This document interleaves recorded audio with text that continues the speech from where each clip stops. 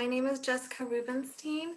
Welcome to the Pacifica Experience Day. I'm the Assistant Director of Admissions Coordination here at Pacifica Graduate Institute. We'll first be given a welcome by Dr. Joseph Cambray, the President and CEO of Pacifica Graduate Institute, followed by Peter Roysevich, the Provost. Please click the speaker view option if you would just like to see who is speaking on your screen rather than the full list of panelists. Thank you, Jessica. Welcome, everyone. My name is Joe Cambray. I'm the President and CEO here at Pacifica Graduate Institute, and it's my great pleasure to welcome you to this virtual Experience Day. We're now a year into the pandemic. We're in the anniversary week of a year ago that the WHO announced that the world was in a state of pandemic. And that means that all of us have gone through a full solar transit under the aegis of the coronavirus. And that means all of our celebrations, whether it's a birthday or holidays, have all been in these kind of lockdown quarantine places. And finally, we're hoping now that we see some light at the end of the tunnel here. But clearly, there's been an enormous amount of suffering in our society, locally, nationally, and globally. There's been more than 500,000 Americans who died of the COVID illness and much more in the whole world. And we've learned that a pandemic is something that is not to be thought about in terms of the kind of traditional boundaries, that it's a more systemic or holistic experience that involves us all. We're all part of it. And the research now on that is showing us that it is directly and immediately linked to climate change. And therefore, our futures are very much tied up with our understanding of the interconnected relationships that bind us all, both human and in the natural world. And that's part of the evolving vision of Pacifica in the 21st century. We're really looking at a more systemic or holistic perspective, which is, by the way, much more complex in its nature. And it takes a lot to begin to try to unpack and understand that. You're going to hear today about some of the ecological and social justice dimensions to this changing view. I would include things like the involvement of Indigenous wisdom as ways to think holistically about our relationship to nature and the land, the need for diversity. It's the one thing that really helps us go beyond our constraints and our limitations, our blind spots, our tendencies for stereotyping. This is all a challenge that we're going to have to revision our view of the world and of the human psyche and of the psyche of the world. And that is Pacifica's deep mission. Depth psychology, which is the traditions that we've come out of in mythology, really are grounded in this deeper vision of the connections that are not apparent on the surface, yet are more deeply there. In terms of ancient wisdoms, this is what the oracle traditions often touched into with their altered states of consciousness, the looking at a kind of broader intuitive understandings. We now have turned towards the digital, towards algorithms as our oracles, and the silicon-based oracle is not the same as the carbon-based oracle. And I think that's one of the things we're going to have to find ways to bring these together so that our visions of the future not only are informed by, digital thinking and computation, but really about the full range of psychological reflection and engagement with the world, conscious and unconscious.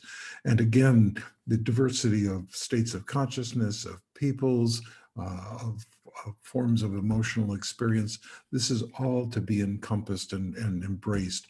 And at Pacifica, we've been working actively on that. We have a diversity and inclusion task force, which is really leading and guiding us, helping us to uncover our new more replete identity.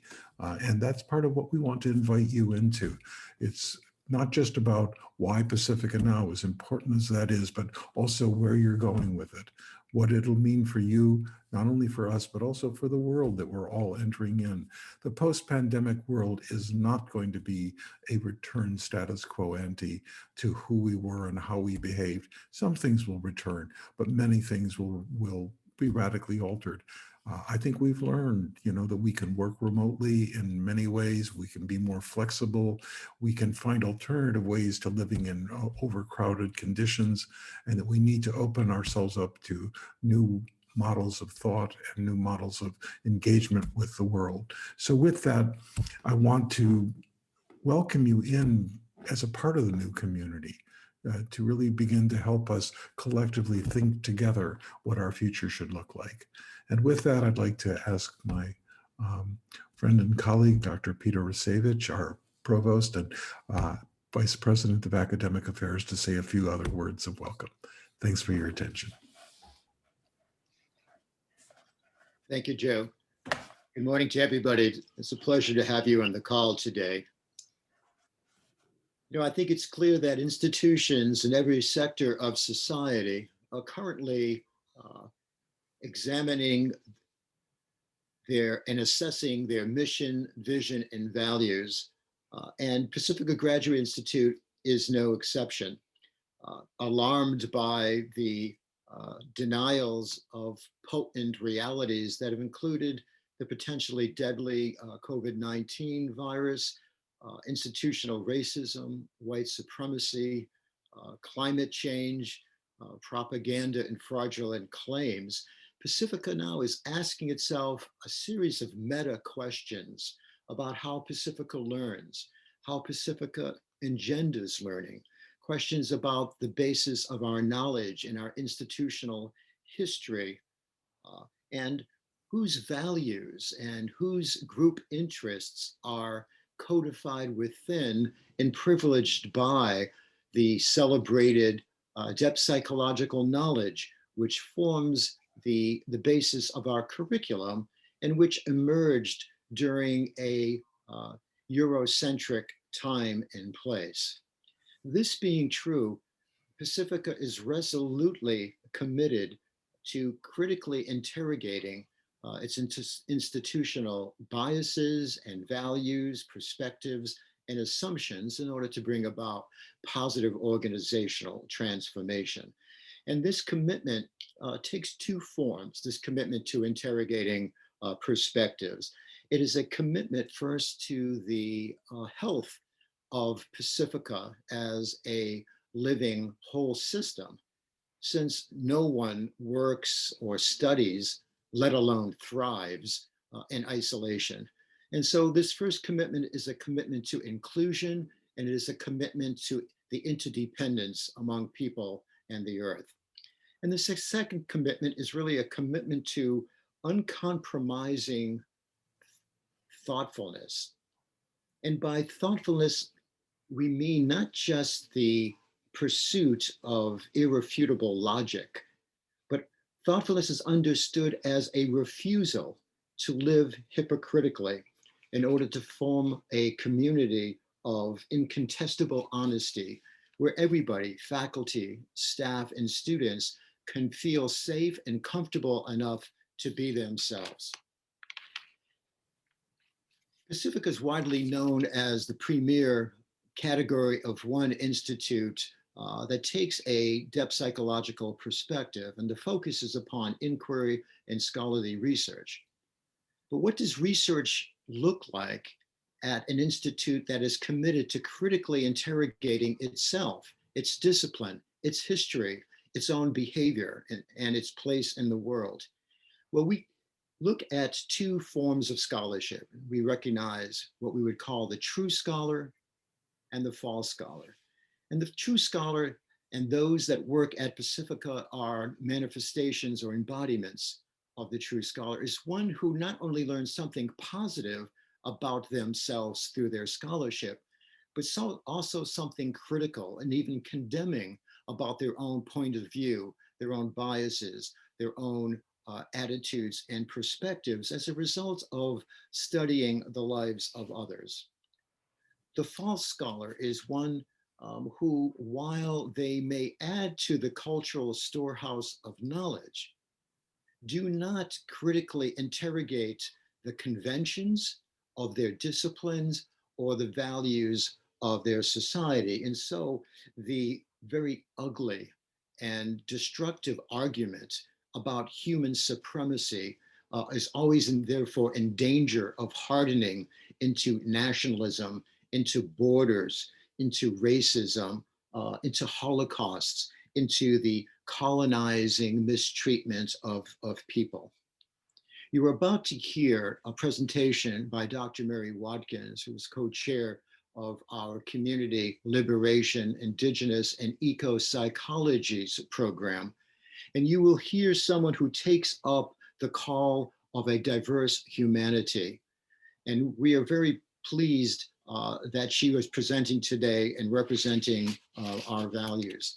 So welcome, I'm glad you're on the call, and thank you so much for considering Pacifica to meet your graduate needs. This is Dr. Mary Watkins. She is the co-chair of the Community Liberation, Indigenous, and Eco Psychologies program. You're about to hear a presentation from her today. It's going to be wonderful. First, I'll just give you a brief overview of the day, and then we'll get right into Mary's presentation. So first, you're going to hear the presentation from Dr. Mary Watkins. We will also have a student and alumni panel, so that's going to be a great opportunity to get to hear about some student and alumni experiences. And then after this session closes, there will be 2 program breakout sessions. So if you're interested in more than one program, you can attend 2. And then finally, we'll be closing the day with a student services panel.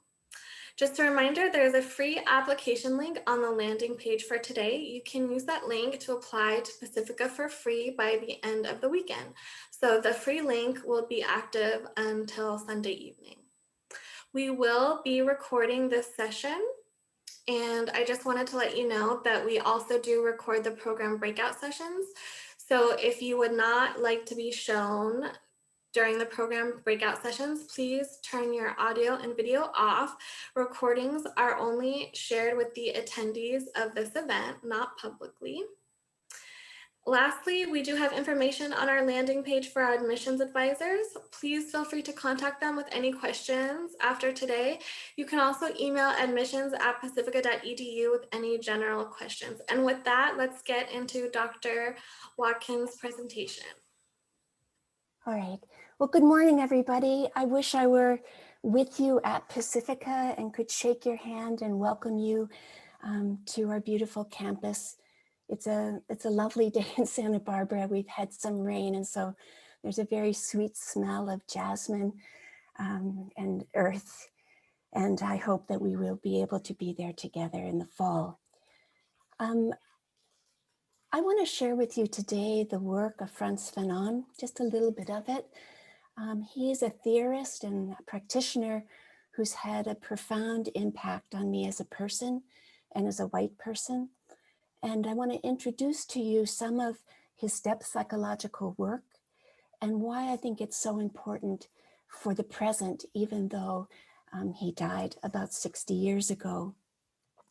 I've been involved in depth psychology for about 50 years. And when I was studying in my doctoral programs in both phenomenology and depth psychology, even though Franz Fanon had written in both of these areas, his work was never mentioned and his name was never mentioned. I think it's time for us to turn back, study him, recognize his work, and bring it into the present. But first, I want to talk about the historical context out of which depth psychology really arose, and it coincided with the extension, the furthest extension of colonialism throughout the world, where a very small number of countries expanded and took over the land, the laws, the languages of other countries. They inserted their own kinds of epistemology and turned people whose land it was into badly paid laborers or actually imported them as slaves to other parts of the world. And it's important that we look at this history of enclosing commons throughout the world, of displacing people, of gathering them up into industrialization, creating prisons to control their movements, surveilling them, deriding their languages, their customs, their spiritualities. Because when depth psychology arose as a Eurocentric discipline, it did not reflect on the context in which it was arising. And while it dove into the unconscious in many ways, it did not explore what is the unconscious of Europe and now of America that gives rise to societies that act in such ways. Well, there was one person who began to, just share my screen here,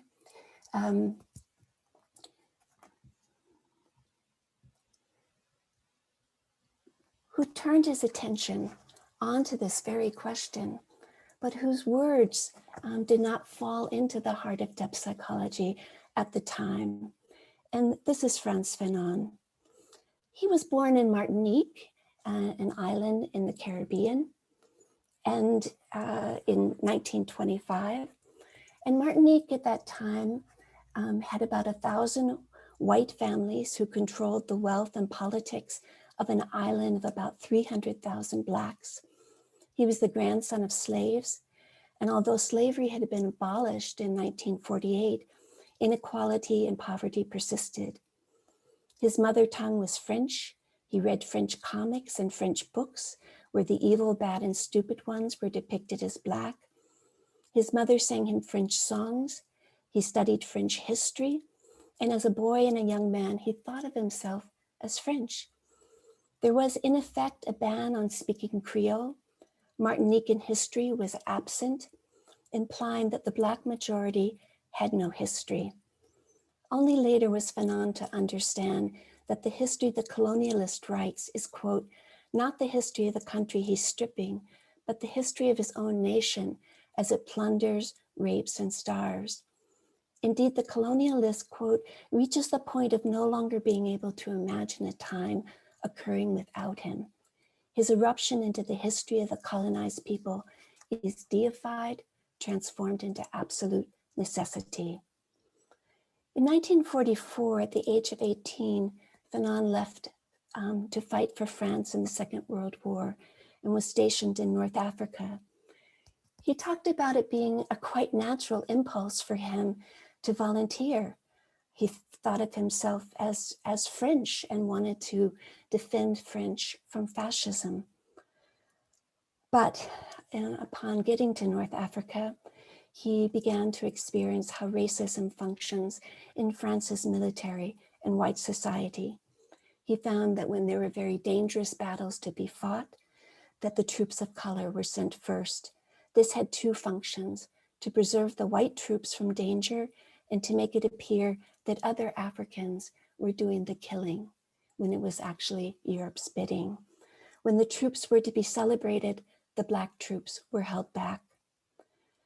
So he had left Martinique as a very proud Frenchman, ready to help France defend itself. But he found that the French army was, quote, structured around an ethnic hierarchy.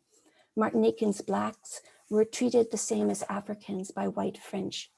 And he found that as a Black man, he was not on the lowest rung of France's social ladder. That position was reserved for the Arabs whom France had colonized. At the end of the war, Fanon went to France to study medicine. And there he was surprised that he was not seen as a Frenchman at all, but as an immigrant, a foreigner, a Black person. The fact that Martinique was part of France was not acknowledged in everyday interactions. When he, a decorated war veteran, was examined at the end of his medical studies, his examiner used the word tu a word reserved for children and those deemed below one in the social hierarchy, as the examiner examined him. Fanon discovered painfully that while he had fought to liberate the colonizers, that he and others were still the colonized. During this period of his studies, which were very fertile and extensive, he studied depth psychology, Freud, Jung, Adler, studied Sartre, existentialism and phenomenology. He attended Maurice Merleau-Ponty's lectures. He was one of the first readers of Lacan's dissertation. And through his studies of psychoanalysis and particularly phenomenology, he began to find a pathway to describe his experiences as a Black man, as a person born in a colonized society. And these experiences he had not been able to find in any of his studies of psychiatry, of depth psychology, or in phenomenology. At the age of 26, he wrote one of the most remarkable books I've had the deep pleasure of reading, Black Skin, White Mask. And he proposed to his teachers that it be his thesis, his medical thesis, but his doctoral supervisor refused it without any dialogue. It was originally entitled An Essay for the Disalienation of Blacks. He explicitly invokes phenomenology to explore what he calls the state of being for others, a dimension of his lived experience as a Black man. It's a study of the Black psyche in a white defined world. And he makes a lot of this being for others rather than being for oneself or with others.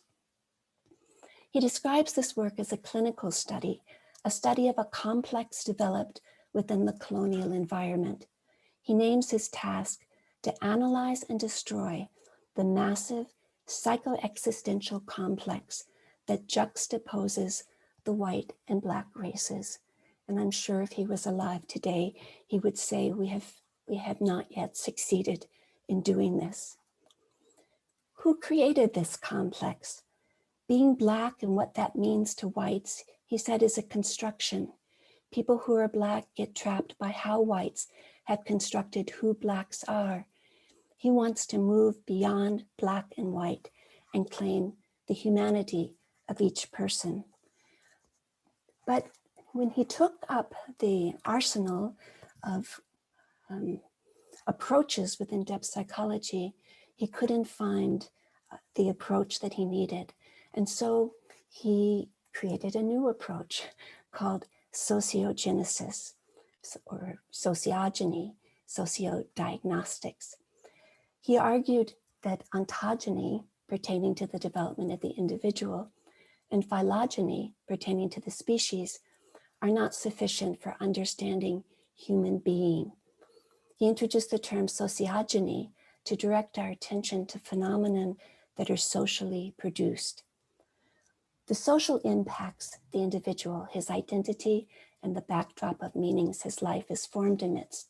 And these impacts have the potential of sustaining patterns of domination, and so they must be analyzed. Just a second, I think it flipped. Yeah, okay. By the social, Fanon is pointing to the intersubjective world of language, culture, history, and economics. So if we think of our psychological experience, and if we think of our deepest, our utmost deep psychological experience, and the intimacy of that, we can't be led astray into thinking that it's solely our individual experience or that it reflects collective patterns only, universal patterns, but that our psyches are social through and through, and they absorb the prejudices, the biases, the hopes and the dreams of the societies in which we live. And in order to understand ourselves, we have to undergo this kind of what Fanon calls sociodiagnosis.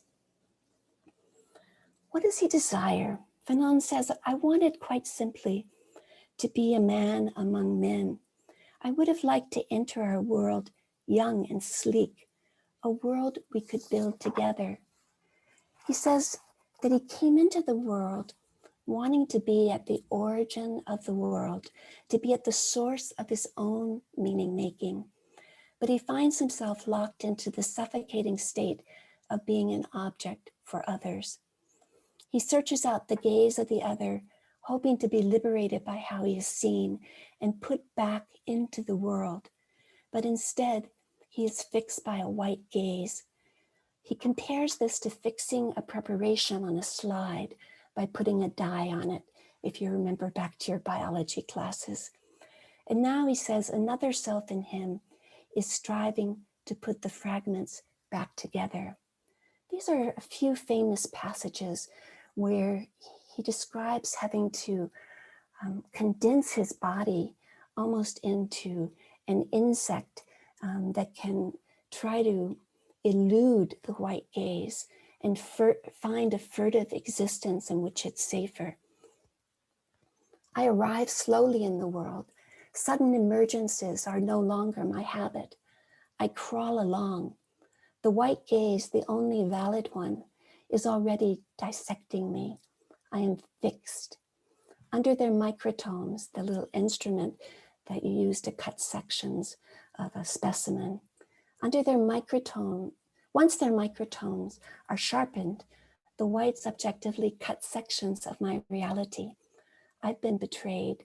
I sense, I see in this white gaze now, it's the arrival not of a new man, but of a new type of man, a new species, a Negro, in fact. I slip into corners, my long antennae, encountering the various axioms on the surface of things. The Negro's clothes smell of Negro. The Negro has white teeth. The Negro has big feet. The Negro has a broad chest. I slip into corners. I keep silent. All I want is to be anonymous, to be forgotten. Look, I'll agree to everything on condition I go unnoticed.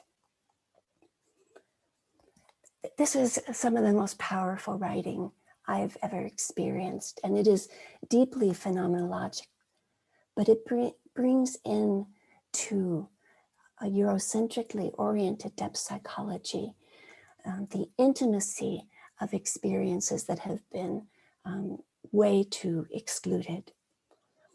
Fanon says that when he was young, he was protected from the white world back in Martinique. He said he felt himself as a Black child, he could be a being for himself, that he could develop a sense of his body as being his own locus of being in the world, a sense that his body moved seamlessly as a whole into the world.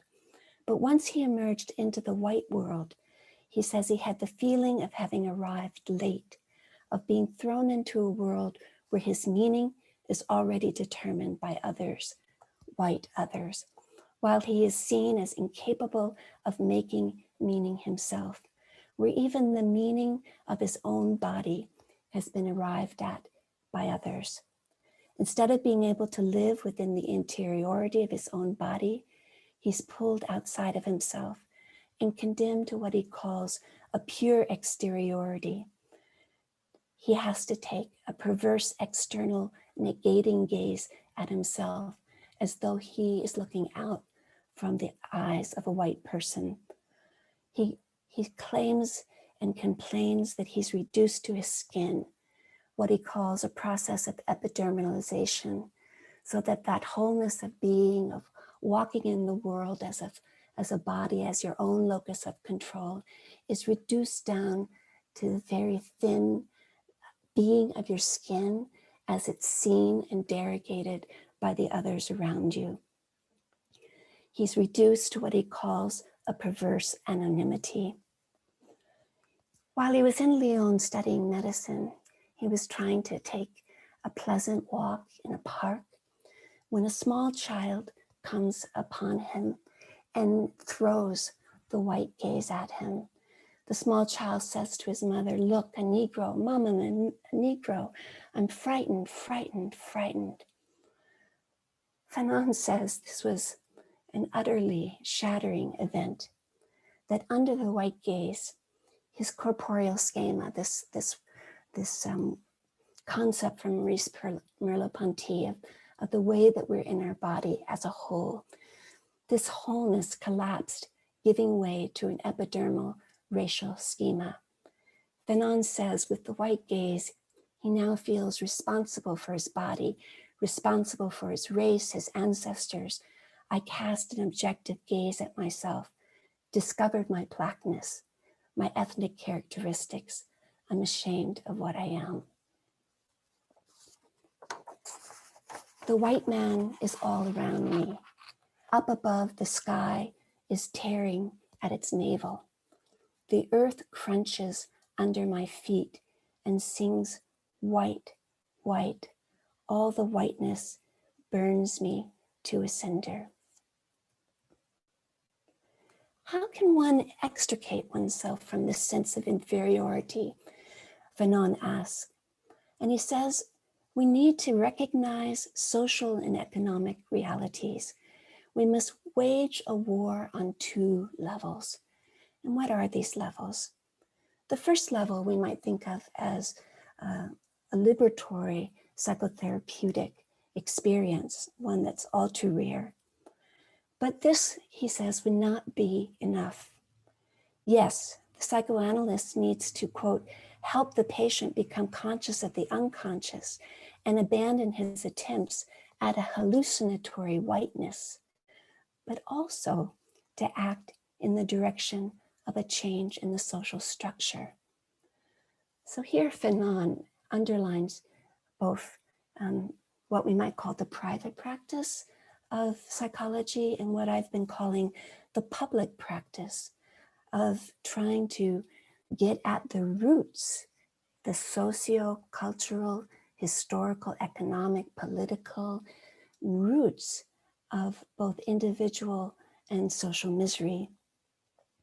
What is needed, says Fanon, and this is one of my very favorite quotes, is to hold oneself like a sliver to the heart of the world, to interrupt, if necessary, the rhythm of the world, to upset, if necessary, the chain of command, but in any case, and most assuredly, to stand up to the world. Fanon asserts that for him, what is important is searching, not resting or reconstructing a past. It is, quote, introducing invention into life. This is the leap that compels him. In the world I'm heading for, I'm endlessly creating myself. It's not enough to say no, though that is necessary. But where is one going? What is the vision? He says the black man is not no more than the white man. Both have to move away from the inhuman voices of their respective ancestors. So here he really lays out our work, regardless of our color. Before embarking on a positive voice, he says, freedom needs to make an effort at disalienation. It is by going beyond the historical and the instrumental that are given that I initiate my cycle of freedom. The misfortune of the man of color is having been enslaved. The misfortune and inhumanity of the white man are having killed man somewhere. We are born into contingencies, but it is through, he says, self-consciousness and enunciation, through a permanent tension of man's freedom, that man can create the ideal conditions of existence for a human world. Superiority, inferiority, why not simply try to touch the other, feel the other, discover each other? Was my freedom not given to me to build the world of you, man? So here we have Fanon at 26, laying out in the most poetic way possible the tasks that are still before you. He says, at the end of this book, and this is a black skin, white mask, we would like the reader, Fanon, would like the reader to feel with us the open dimension of every consciousness. My final prayer, O my body, always make of me a man who questions. So it's the body that's been used by the colonizer to derogate and reduce the person of color. And Fanon seizes his body, and instead of accepting the answer that it gives to the racists, he pleads that it be the instigant, not for answers that foreclose his existence into non-being, but for questions that open up our possibilities for becoming. Well, he finished school, he became a psychiatrist, and he went and worked with one of the most remarkable, really instigators of anti-psychiatry, Francois Tosquel, who had been head of trying to create mental health during the Spanish resistance to Franco. And after that work, he created an institution at St. Albans. And well, I think the institution was there, but he recreated it.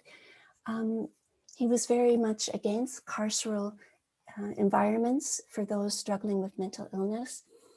And so he began to recreate the asylum really as a small town, its own newspaper, its cafe, its bar. It would have music, communal ways of working together, gardens, interest groups. People from the outside were invited in. And it was here that Fanon got a sense of the degree to which the current approaches to engendering mental health, which he began to see were largely bankrupt, needed to be radically revisioned. After spending some time at St. Albans, he sought an assignment through the French government and was assigned to be one of 6 psychiatrists in Algeria, in Blida Joinville. And this was an institution of 2,000 patients with 6 psychiatrists. And it was in an Algeria that was colonized by France. Its native population was primarily Berber. There had been 40 years of disease and violence when Fanon arrived. The native population had been reduced by 1/3. Communal land was confiscated by the French, and 50,000 French were settled. Algerian natives no longer had their voting rights. Their languages were considered foreign, and they were seen by the French as colonial subjects. Just to give you, for instance, in North Africa generally, in 1939, there was a famine and then a typhus epidemic in 41. When the French would give out their rations, they would give a Frenchman 1 ration and give 1 ration to 3 Arabs. So Fanon began to work here right before the Algerian Revolution, and then during the Algerian Revolution for a while, a revolution that killed 1.5 million Algerians. And his work there was quite difficult. Part of his day would be spent doing therapy with native Algerians who had been driven crazy by suffering very brutal torture by French forces and police. And another part of his day, treating people, French people who had been driven crazy by conducting such torture. The hospital was run by psychiatrists from what's called the Algiers School of Psychiatry, a very racist school of psychiatry and of theorizing that the French used to justify their domination of Algeria. The Algiers School used psychiatry to sugarcoat very racist ideas about Algerians, proposing that their ideas, which were really racist prejudices, were science, that Algerians were seen as, quote, born slackers, born liars, born robbers, born criminals, unduly violent, malingerers, inferior to Europeans. They were subject to primitive superstitions. the average Arab was deemed mentally deficient, and etc. So Fanon had to work next to these other psychiatrists, and he tried to begin making some of the changes that he had experienced at St. Albans. There's a story that's told that has been unable to be confirmed, but that the day that he entered into the wards at Lida, he saw the patients there chained to their beds, and he asked the orderlies to unchain them. The orderlies refused, being afraid that they would be attacked by the people they had been keeping in these carceral conditions. Fanon was furious, and he grabbed the keys from the orderlies' hands and began to unlock the locks on the patients. And everybody then stood in utter amazement because the patients didn't begin to move at all. They had been locked for so long that they didn't even realize the difference. Well, Fanon began to introduce the cafes, the learning clubs, the music, etc., that he had seen the patients responding to at St. Albans. And the French women that were part of the patient population responded, but the Arab population did not. And Fanon had to begin to realize the complete inadequacy of any kind of treatment, even if it was a more radical institutional psychotherapy, for what the people of Algeria and the people who were patients at Lida had undergone. And so after a few years, he had become part of the resistance. Sometimes he hid resistance fighters in his home. He tutored resistance fighters how to psychologically resist the impacts of torture so that they wouldn't have their own mental health undone, but also betray their colleagues by giving names of networks. And he determined that he was going to have to resign from Blida. So he gave a very famous resignation letter, which I quote from.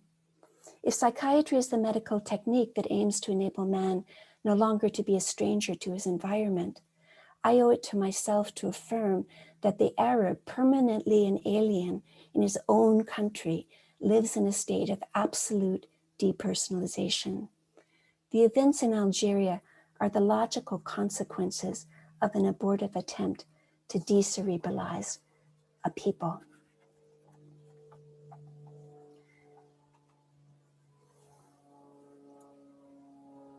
He admits that he was trying to reform the hospital, that he was trying to, quote, render less vicious a system of which the doctrinal foundations are inhumane.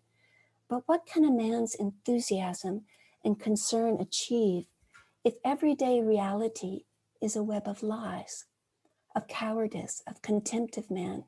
The function of a social structure is to set up institutions to serve man's needs.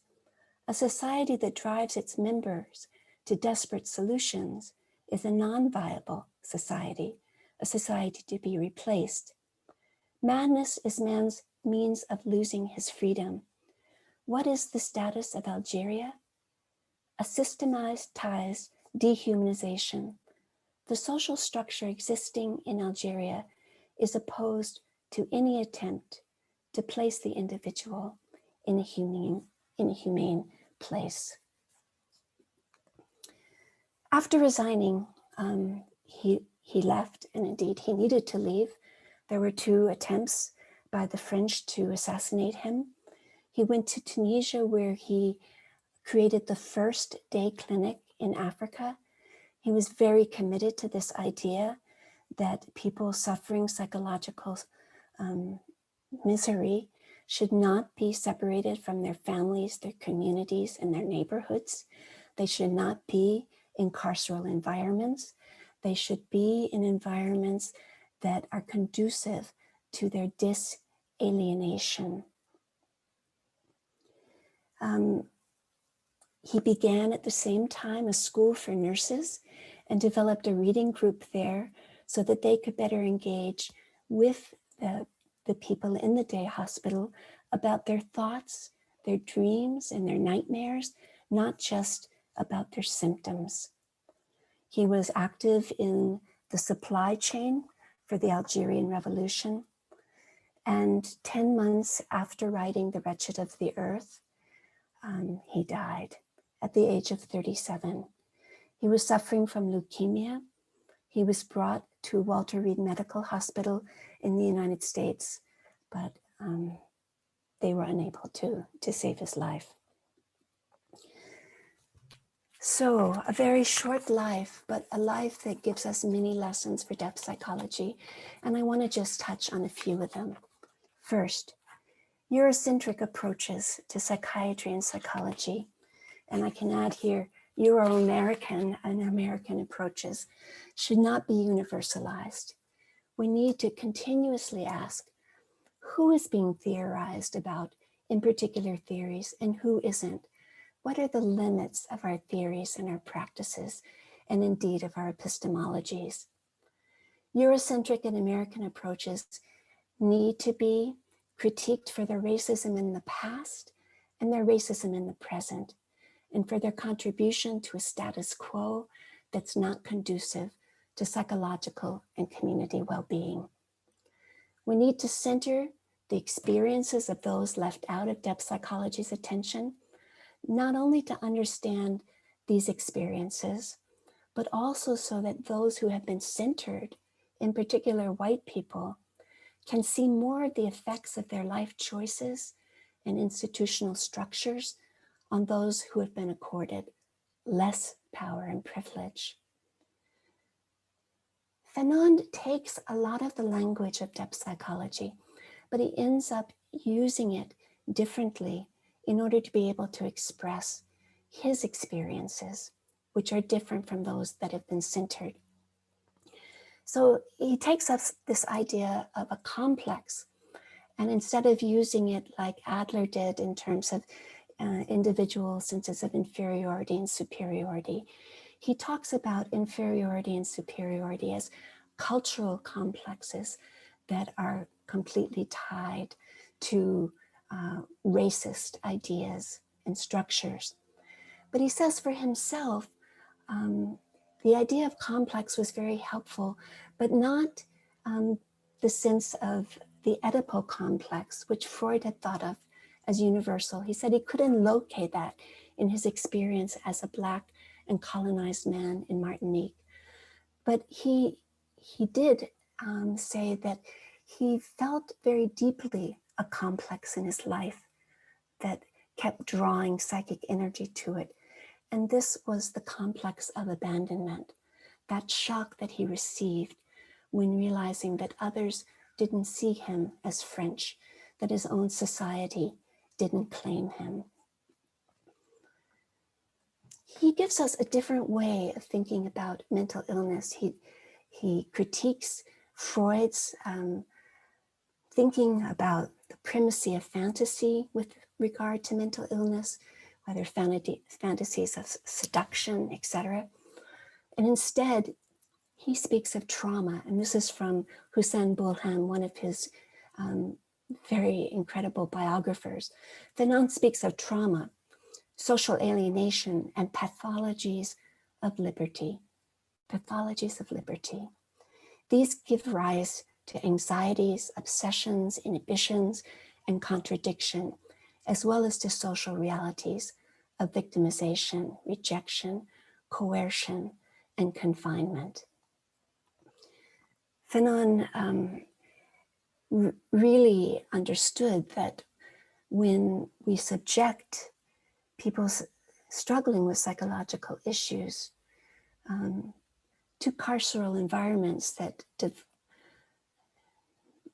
decline their liberty, we reinscribe the very pathologies from which they suffer. And so as a society where most of those who suffer mental illness are either living on our streets or are incarcerated as criminals, we have to really take his words to heart.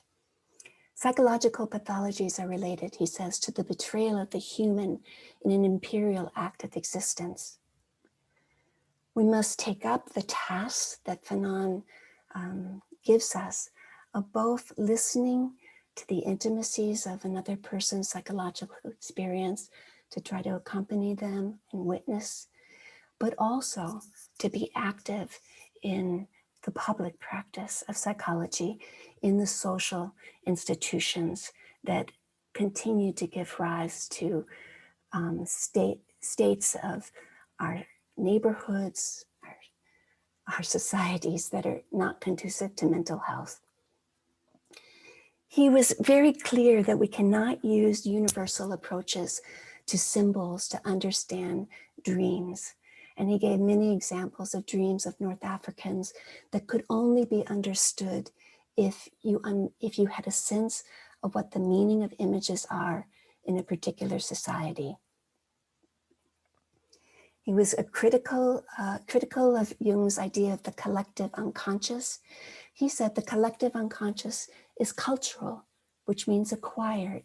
It's the sum of prejudices, myths, collective attitudes of a given group. The collective unconscious that Jung describes belongs to European whites.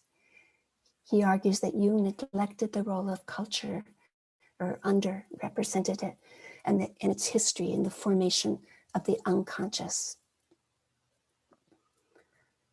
Now, we no longer suffer under colonialism as Fanon did during his time, except for a few places in the globe. But we will find within our nations what we might call internal colonies throughout that suffer many of the same conditions as colonialism. And within our institutions and our relations to one another, our laws, we still struggle with the kinds of relationships, laws, and practices that were prevalent under colonialism. One incredible philosopher who speaks of this is Nelson Maldonado Torres. And he gives us two terms to help us understand how we can bring Fanon's thoughts, to which he also feels quite beholden, into our struggle now against coloniality and trying to create more decolonial present and future. The first term is colonial difference. He says it is the interpretive transformation that occurs when coloniality is introduced as an axis of reflection in the analysis and evaluation of diverse cultural forms of life, institutions, or critical discourses. The colonial difference is what is left out by approaches that ignore their own role in the dynamics of power that sustain an imperial world. The colonial difference emerges when one interprets or analyzes a problem in terms of how it contributes to or challenges a reality dominated by colonial and imperial features. So for instance, I'm teaching a class right now on prison and police abolition. If we were wanting to focus on the situation with our prisons, if we were trying to embrace the colonial difference, we would have to throw into suspicion the necessity of prisons. Prisons were not always prevalent on the face of the globe. They're a relatively modern invention. What purposes do they serve? Does it help us to think that the most necessary response to someone that's created harm is punishment? So it'd be to bracket colonial ideas in order to see the possibility of a decolonial present and future. And the second and last term I want to take up is what he calls the decolonial term. It includes the definitive entry of enslaved and colonized subjectivities into the realm of thought at previously unknown institutional levels. That would be at the center of our institutes and our universities and our think tanks and our nonprofits. It introduces questions about the effect of colonization in modern subjectivities and modern forms of life, as well as contributions of racialized and colonized subjectivities to the production of knowledge and critical thinking. The first and most basic gesture of the critique of Eurocentrism lies in listening to what the people on the periphery have to say about truth, justice, love, critique, community life, and so forth. So what might this have to say to people like myself who are white? And I want to suggest that without listening to and trying to understand the experiences of those ordinarily left out of psychological theorizing, those who are centered, white people primarily, we do not see a full and accurate picture of ourselves, our ancestors, our histories. There's so little to challenge our stereotypes of others and our misrepresentations of ourselves. So white people need to heed Fanon's urging for us to take into account colonialism so we can better penetrate how this history affects our families in the past and ourselves in this current period of coloniality.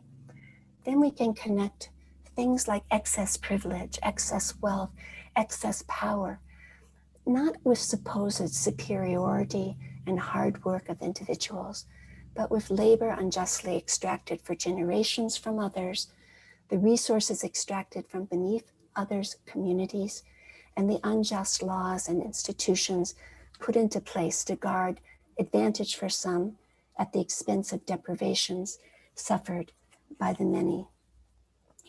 So as I said, I've been involved in the study of depth psychology for 50 years. And as you're considering deepening your studies into it, I want to encourage you to find the parts that you love, as I love Fanon's thoughts. To find the theorists that you love, whose work can help you change your life and your vision. But I want you also to tangle with the parts that need to be critiqued and transformed or let go of. As we contextualize the origins of depth psychology in Europe, let's be aware of who it was for, who it left out. Let's study epistemologies from other cultures, not to appropriate their wisdoms, but to humble and decenter our own. If Fanon is correct, which I believe he surely is, then psychology should not be a standalone discipline, but part of a transdisciplinary endeavor that's aimed at understanding and dismantling the roots of our distress, as well as our individual metabolizing of it. It needs to be an effort of repair, of reparations, and of regeneration. And I think in our panelists, whom you're just going to hear now, you're going to hear some beautiful examples of how they've taken their life experiences along with their work at Pacifica into their work in the world. So I'm going to stop sharing my screen. And thank you for listening. Thank you so much, Dr. Watkins. At this moment, let's bring our current students and alumni back on to turn their audio and video on. I'd like to introduce them and then we will get into some questions. And we did get some questions about the lecture. So this featured presentation is just to give you an idea, an example of the type of lecture that you might hear if you were to join Pacifica, and also just to showcase our wonderful faculty. And then of course you will learn more about the actual programs during the breakout sessions. So I'd like to introduce everyone here today. So let me start with Amber. Amber's dissertation is titled Radical Love Traditions, Exploring the Decolonial Turn in Maternal Health Care for Black Women. It focuses on shifting the needle on racial disparities and maternal health outcomes, moving from race to racism as the root cause. And we'll hear more from Amber soon. I'd also like to introduce Min here. Min graduated from the MA in Counseling program in 2017, then became a licensed marriage and family therapist, and is currently in the PhD in depth psychology program, integrative therapy and healing practices. I'd also like to introduce Elisa here, who recently defended her dissertation, so maybe she can tell us a little bit about that soon. Elisa is a midwife seeking to abolish homelessness as part of the lived experience among those of African and Native American descent, so that everyone has an equal opportunity to live with a sense of belonging and home. She works in the field of homelessness policy and also has her own company working with local governments. And then finally, I'd like to introduce Dr. Leslie Shore. She is an end-of-life consultant, a death doula. She is an end-of-life midwife, a scholar, a lecturer, and she graduated from the Mythological Studies program in 2013, and she uses her degree when working with terminal patients and her families, and their families. And her dissertation focused on post-patriarchal consciousness as a model for a more balanced world. So you'll have the opportunity to ask more questions to our alumni and current students, but I'd like to start with a question, and then we can kind of hear about their experience relating to this question. So the first question is, how are you orienting your work to social justice, and how did your work at Pacifica assist you in this? Who would like to start?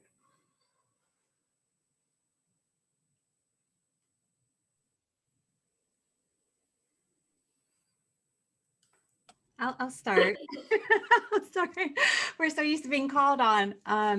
Greetings, everyone, and thank you so much. And appreciate even the questions in the chat. And I think one of the things that's so important in the grounding that Dr. Watkins presented with is Pacifica is not your ordinary graduate school. It's not the place just to come for a degree. It is going to be an experiential process where Dr. Cambray and our board chair also shared in the beginning, where it will work you as you also work the space and work the field. So I entered Pacifica after probably at that point about 15 years in the homeless services field. And I wanted to understand more about the phenomena of Black people experiencing homelessness. I had been normalized into theories and programs and designs and policies that focused on Black inferiority and not the inferiority of society that were creating the conditions for homelessness to exist. So I'm applying that work through Pacifica and having both the challenge and in a supportive environment to help me grow. I was able to develop a cultural framework that I call Oshun consciousness, and bringing that now back into the field that I do. And just for clarification, I'm a midwife of community development, not just a midwife. But as we redefine community, what it means, what does it mean to reduce social isolation of the other, applying this cultural framework to homelessness policy and program design. And I'll call on Mian. Thank you. I was actually going to volunteer. So I just wanted to say what time more opportune for me to speak here today, as there's been a recent spike, of course, in hate crimes against Asians in America. I just wanted to acknowledge that in the ethers and say that Pacifica, I think, firstly offered me, in terms of theory, a psychological and archetypal dimension to social justice discourse. And by archetypal, I mean, I think depth psychology brings essentially an animistic and polytheistic language to the discourse, and the psychological dimension, of course, as well. So one way to interpret othering is that the act of othering offers you a sense of belonging, right? And that comes from a mythological layer of consciousness in the psyche. And that's a depth psychological perspective on something like that. A depth psychological perspective, of course, there are many. In terms of praxis, I mean, I am a psychotherapist. My last year, my master's program at Pacifica, there was actually a team, a committee of people who helped me to earn a what's called an Mft Consortium Stipend. They pay you a certain amount on top of your salary to commit a year for working in a public behavioral health setting. And so I committed to a year working for a place in LA County, working with low SES community, mostly Latinx folks. And currently in my PhD program, there's this quarter, we're studying eco psychology, indigenous psychology, and I'm sort of cooking and weaving together in my PhD student mind, what I'm calling a social artistry and matriarchism. Social artistry being sort of a manner of engaging with one another, right? Discipline of being. Matriarchism is, I think, a more earth-based way of relating to land and place. There's a love that one feels when one can relate to it. And I think it's an earth-based consciousness to maybe balance out patriotic fundamentalisms or something. And lastly, I just want to say that Pacifica in recent years have partnered with the Fulbright program, as I learned recently. And so Dr. Mary Watkins is actually the program advisor for it. And I have decided to propose a package for the Fulbright program along with Pacifica. So this is the second go around.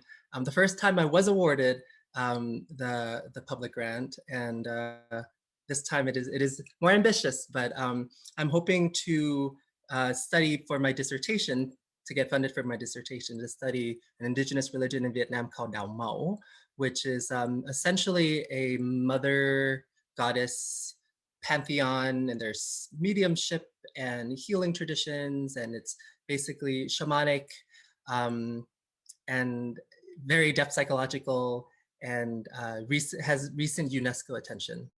So I will end there because I can go more, but I would like to hear from the others as well. Can I pick Leslie since your mic is on? Dr. Shore. Hi, Min. Min and I serve on a board together, and it's really wonderful work. And learning more about what you're studying is really inspiring to me. So we'll talk about it another day, I hope. The work that I do is probably a little bit like what Alyssa does and has done in her life. However, I'm working at the end of life rather than the beginning. And a number of the women and men that I work with have worked in birth midwifery as well. And now they're a little bit older, maybe in their 70s, and now they're serving at the end of life in death. And it's really, those are some of the folks who are the most skilled, as a matter of fact. So, you know, we live in a death-phobic America, and actually a death-phobic West, if we have to look at it really closely. And I was called to death as a child. My mother was very sick while I was growing up. I grew up in a tiny village of people. There were very few people skilled in death there. So what we did was just love people into death. That's sort of how we looked at it. And in the work that I do now, I call upon all of what I've learned at Pacifica. I mean, everything. And my background before I came to Pacifica was wide already. I'd already been a journalist. I'd already worked in politics and in lobbying, environmental lobbying especially, and for healthy salmon, because I'm in Washington State. So, you know, I'd already been involved in social justice in many ways, eco psychology in its own way as well. But what Pacifica did was open up my heart and soul to the work I wanted to do, which wasn't just being at the side of someone's life when they're dying. What I wanted to do was be able to shepherd them in much the way a psychopomp did during classical antiquity in the Greco-Roman times and in ancient Egypt in their own way as well. And that was to be able to really engage in the soul journey of someone, whether it's 5 seconds, 5 minutes, or 5 years.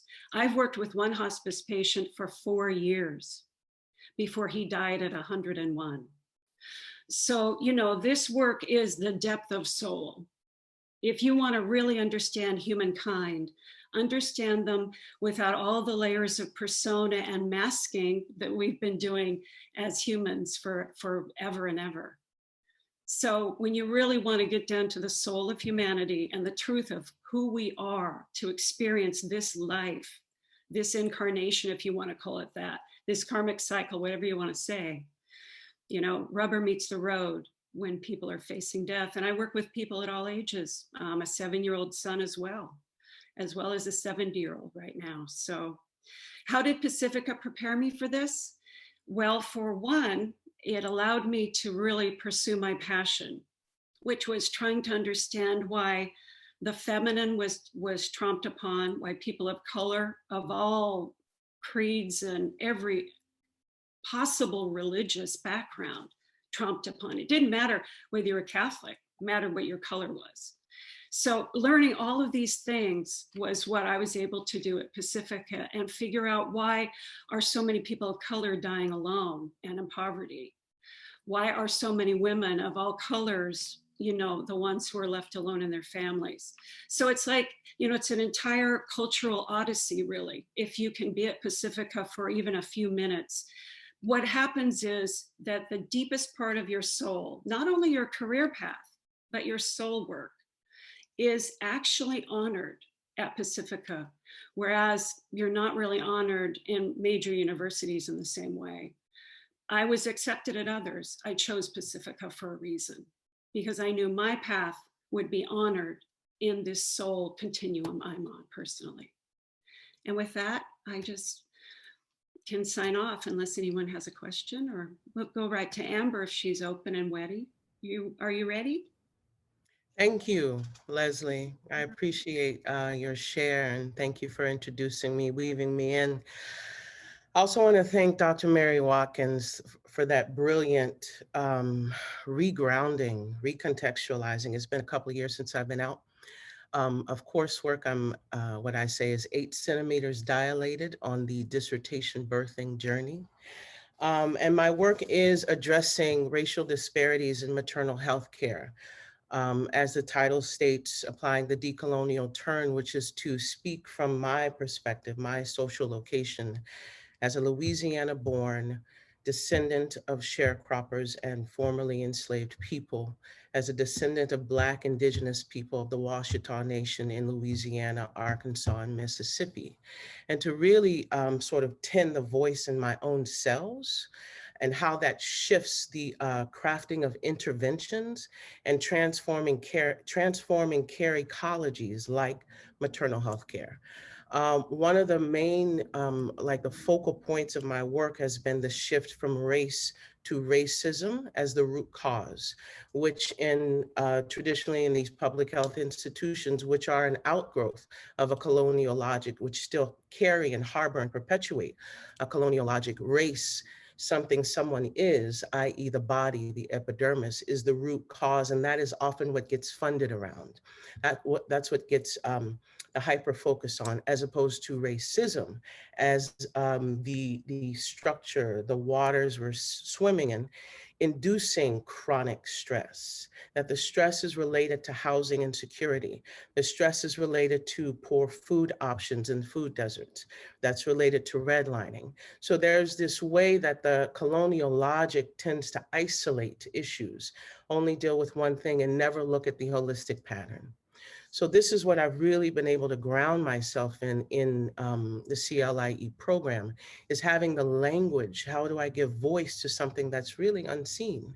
How do I give voice to the fact that it is a perspective of a white gaze that keeps reducing the body of the mother? It is the perspective of a colonial gaze that keeps focusing on reproduction as opposed to the complete life course of a woman. And the hyper focus on reproduction is directly related to the colonial project in the slave breeding plantations that gave rise to capital wealth in our country. So seeing that, being able to give voice to that in these institutions has helped to shift very subtle shifts in attitude, in perspective, which is what we say psyche is. Psyche is a perspective. So being able to bring in not only the way I see it, but also the knowledge within my own body, the knowledge within my own ancestral tending practices. I happen to find along the journey that one of my my great great grandmother was a midwife, right? To Mam Noon. So really this project is an homage to her. It's a reclamation and excavation of this knowledge within the body. That's for me essential in expanding the liberatory field, the ways we go about it, the attitudes we carry into it, the practices we carry into it. Thank you for letting me share. Thank you so much. It's so wonderful to hear about the range of experiences and such interesting and wonderful work you're all doing. I was hoping we could get an answer on one of these questions. Perhaps Min could start. We did get a question on the journey from starting from a master's degree to a PhD, and perhaps you could share a little bit about, you know, what led you to decide to go that path. I mean, the short answer is the ancestors. The longer version is I actually took a 2-year break. I worked. I was in a postgrad certificate program and something else, and I came back because I wanted more. That's the short-ish answer. And those of you who did a PhD without a licensure path, perhaps you could share what led you to that decision. I think for me, it was the community approach, the licensure path. When I saw other colleagues that were going for, let's say, their Psych D or their clinical psych, it was still very much kind of one-on-one and individualistic and very grounded in kind of what Amber just spoke to. I love that term, the colonial logic, and kind of let's treat your symptoms and not the root cause. And for me, it's about the root cause of what's happening in our collective psyche and unconscious that I want to address. And I found Pacifica, and particularly the PhD pathway, in providing that the tools and environment to be able to do that.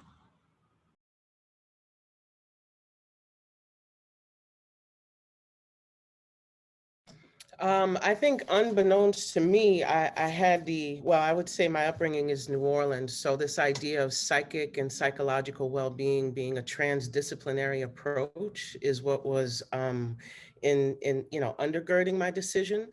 But I think consciously, I did not want to become entrapped in the languaging and the terminology of the licensure role. Having to perpetuate certain diagnostic tools like the DSM, having to, for the purpose of profit. I wanted more flexibility and expansiveness in my healing modalities in my community work, and the non-licensure path gave me that.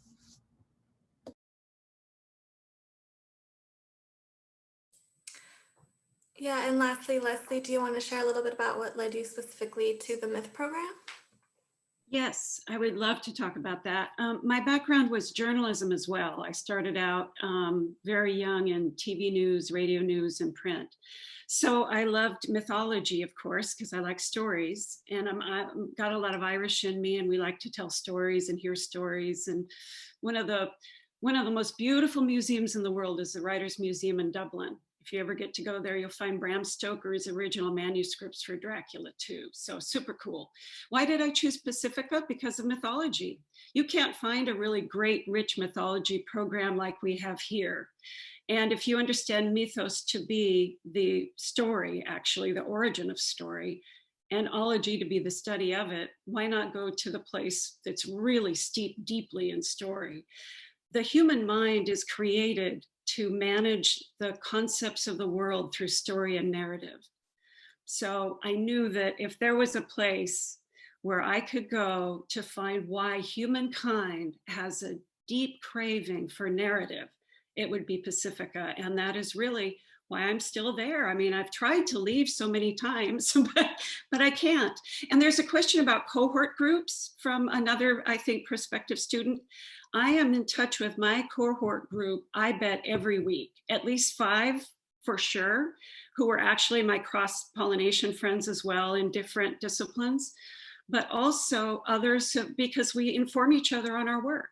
And I speak internationally on using ancient ritual as remedy in modern bereavement, using old civilizational ritual and incorporating it today, because the oldest part of our brains actually in neurological science respond to ritual. The very most antique part of our brain, the amygdalas, respond to ritual. So when you have a place where you can learn all of that, still with cohorts in a network internationally, you know, I would just never turn it down. The most important position I've taken in my life was to just accept a beginner's mind and dive right in. And it really saved me and changed me for life. Thank you for asking. Thank you so much. Well, it was so great to hear from you all, and we're reaching our closing time. It's now